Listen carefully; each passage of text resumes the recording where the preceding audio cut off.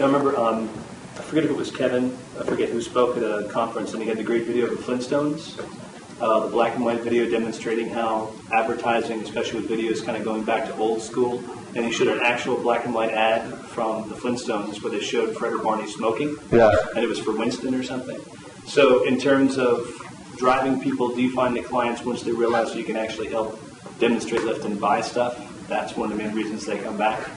Well, they come back because they see results, and we move the needle for them. And that sort of host endorsement of a product isn't right for every brand. We work with Air Force, for example, and Air Force has a message they want to run, and basically what we do in that environment is we just say, the host is saying, hey, we want to thank Air Force for sponsoring Techzilla today. God, you got to check out. Please, here's their message about what they're up to. So. But they come back because there are results, and in many cases they want to be associated with our hosts. Do you have a policy for choosing who you run with? And I guess there are some brands that your hosts would reject, and how do those brands then integrate? And you had a suggestion of the Air Force, but I mean, are there other ways other than a direct endorsement from hosts? Absolutely. I mean, that's another example. The Air Force one's a great example where we basically run their creative inside the show as something that's baked in. We usually pair hosts together. We have different, different likes and dislikes. We haven't run into a situation where, we don't accept cigarette advertising. We don't accept. We've got some hosts that don't drink, and so when it comes to, we generally don't put alcohol ads into those shows. There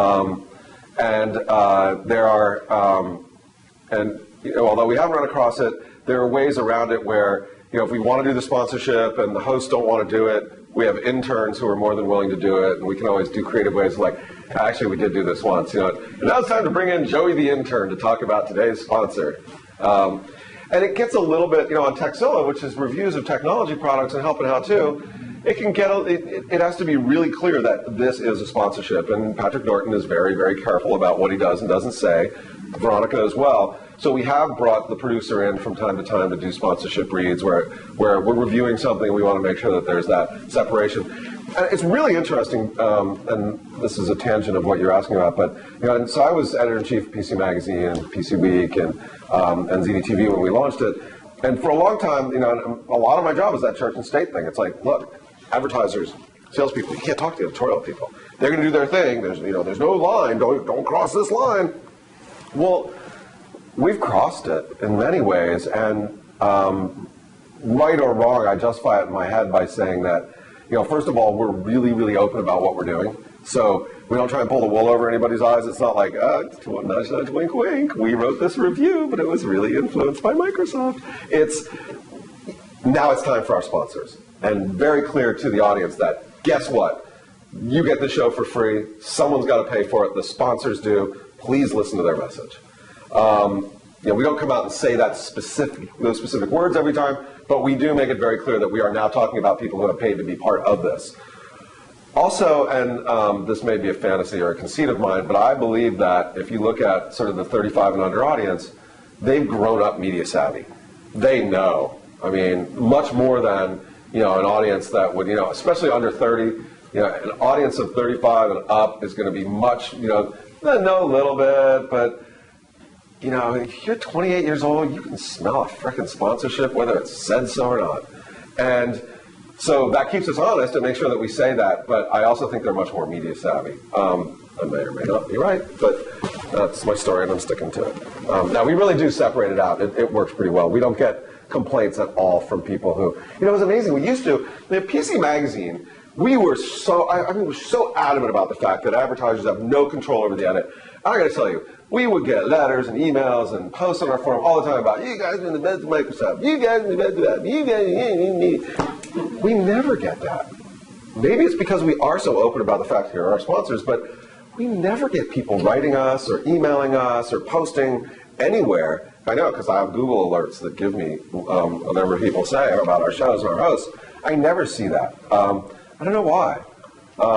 But it makes me think that actually we are doing it the right way. Jim, as you know, this room full of PR people, and the landscape of PR has changed so much. The middle of the funnel that you described, we map that very much to this idea of influence, what we do here. Can you talk a little bit about the integration between PR and advertising when working with you guys? I mean, these are folks who are used to earned media versus paid. Although in social media, we are seeing overlap between earned and paid, using paid media to amplify a social program. Can you talk about how you guys have integrated that in some spots? Yeah, it's really interesting because I think, and this is just me thinking philosophically, but there are big changes coming across in sort of paid media in general. And I think that most agencies who, you've got a creative group over here, and then you have like a 24-year-old media buyer over here who just wants to buy the big media and then go get the free drinks for the media. And not understanding an influencer world, just doing it straight on CPMs. And you guys who have been so in the middle of, understanding journalists and understanding their audience and crafting messages for them, helping get the story across on this kind of, church and state side.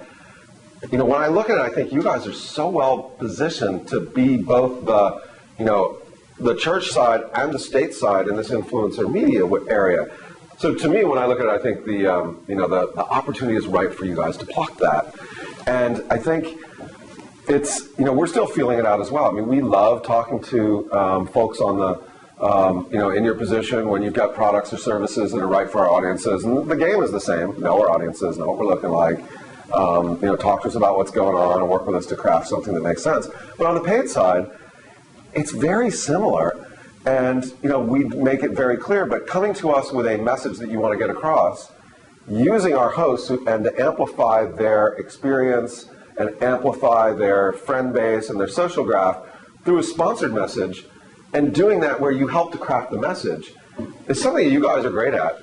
And I think has tremendous opportunity, and has worked in a couple ways with you guys and with others, where you guys have a message, you want to get it across, you can pay to get that message across. They'll craft it. They're not going to say exactly what you want, but like what we do is, so we say, give us 3 bullet points that you want to say. And they will craft it in their own way.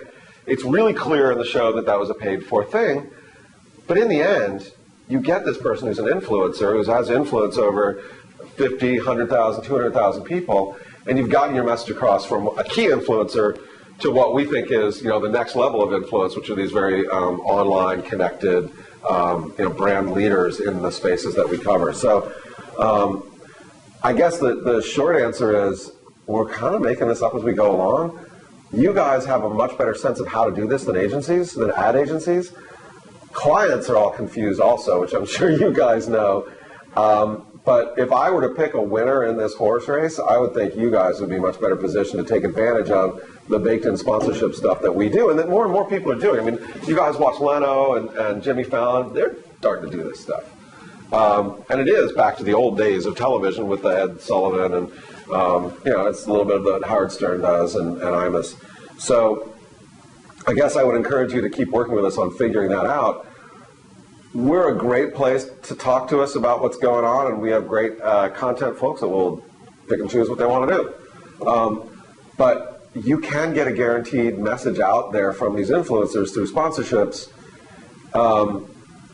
It's just in those cases you have to pay for it. It's weird. It's a weird evolving world. I mean, I'd be asking you, like, what do you think? How does it work? How does it not work?